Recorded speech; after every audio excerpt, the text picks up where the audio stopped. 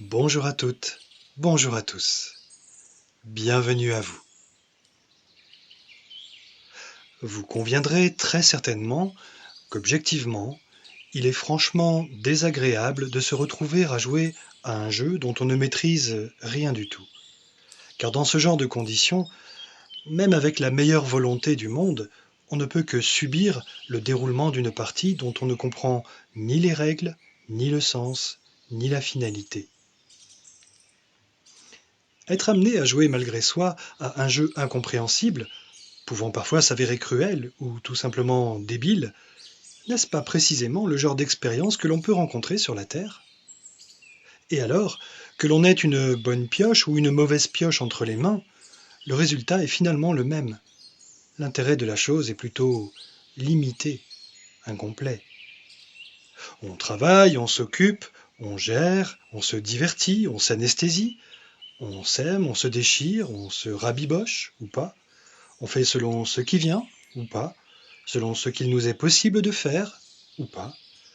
Mais en attendant, le sens primordial de la vie et l'essence même de notre évolution continuent de nous échapper. Et nous, de nous laisser porter par des courants décisionnaires extérieurs qui nous trimballent et contre lesquels nous ne faisons que nous indigner quand ils deviennent trop inconfortables.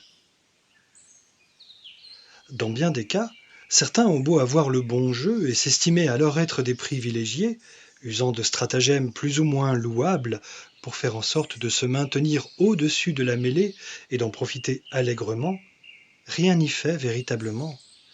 Quand on est humainement à côté de la plaque, on est à côté de la plaque.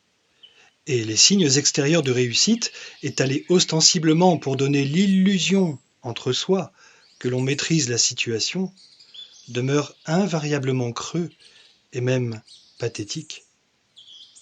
Finalement, plus louable est l'attitude de toutes celles et ceux qui, certes démunis face au jeu incompréhensible de la vie, ne cherchent pas pour autant à se donner de grands airs et restent dans l'humilité et la simplicité du cœur. Certainement, ceux-là seront-ils effectivement les fameux derniers qui deviendront les premiers. Mais attention, il ne faudrait cependant pas qu'ils tombent dans le piège d'une croyance malsaine qui induirait que c'est en accédant au statut de victime ou de martyr que l'on s'assurera alors la meilleure place au final. Cette croyance n'est qu'une forme inverse de la même vanité, car que l'on soit prétentieux ou martyr, voilà deux formes extrêmes opposées d'un même calcul que l'on imagine pouvoir nous être salutaire, mais qui en réalité ne pourra qu'être stérile et donc décevant, précisément parce que les attentes conditionnelles des bénéfices que l'on aura pu nourrir, même inconsciemment, ne pourront réellement se manifester. Parce que ce n'est certainement pas au mérite que tout se joue, ni à la pitié non plus, mais uniquement à l'irréductible et paisible expression de la vérité de l'être, conscient de son essence divine lors même de son incarnation.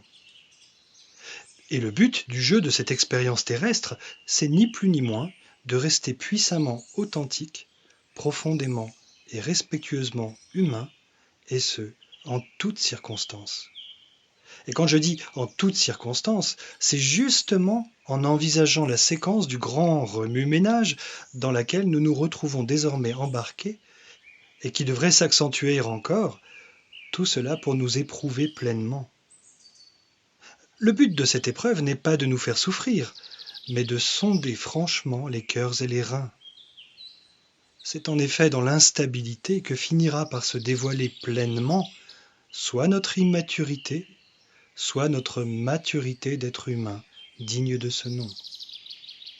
Ainsi, soit nous perdons pied et nous sombrons dans le non-amour et le mensonge, dans le conflit ou la fuite, parce que nos peurs, nos certitudes illusoires, c'est-à-dire nos croyances, l'emportent et nous précipitent alors dans un chacun pour soi insensé, fatalement et systématiquement autodestructeur, soit nous faisons appel au plus profond de nous, à l'amour absolu, inconditionnel, qui méprise et ignore la peur et la mesquinerie d'un petit personnage désespérément lâche et piteusement vaniteux auquel nous refusons désormais de nous identifier, pour nous engager alors, en pleine conscience, dans une aventure humaine faite de grandeur, d'élégance et de dignité. Non pas en se donnant des prétentions hautaines, sociales, communautaires, idéologiques, religieuses ou spirituelles, mais parce que l'on décide d'agir enfin exclusivement avec l'authenticité et la justesse désarmante du cœur, sans calcul.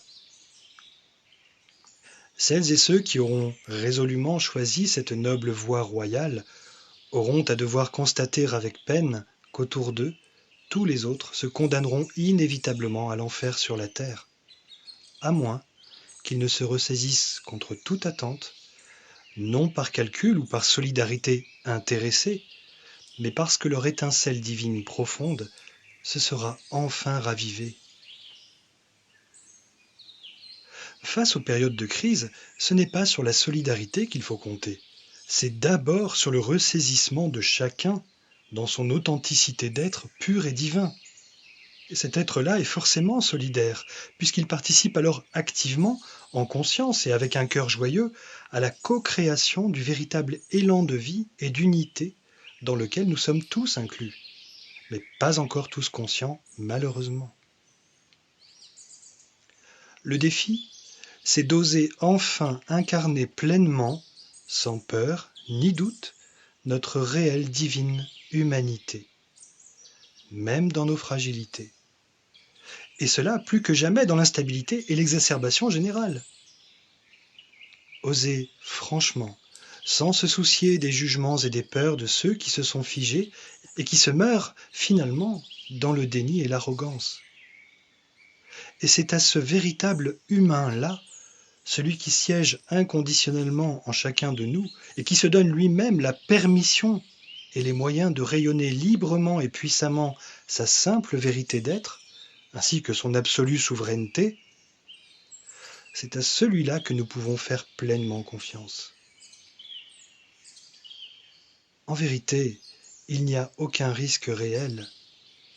Nous passons de l'ère de l'illusion de la séparation et de la dualité à celle de la redécouverte de l'éternelle unité. Et ce contexte exacerbé n'est là que pour nous pousser à nous jeter à l'eau, puisque nous ne parvenons pas encore à franchir le seuil par nous-mêmes, en nous-mêmes. Au mieux, faisons de ce contexte un allié. Ainsi passera-t-il plus rapidement pour que nous puissions enfin quitter ce mauvais rêve qui nous pèse tant. Réapprenons surtout à prendre plaisir à nous jeter à l'eau, de nous-mêmes, dans cette nouvelle aventure puissamment vraie et tant attendue. À bientôt.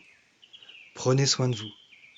Et n'oubliez pas que nous irons ensemble vers l'unité retrouvée sur la Terre, et que personne, je dis bien personne, ne pourra s'y opposer.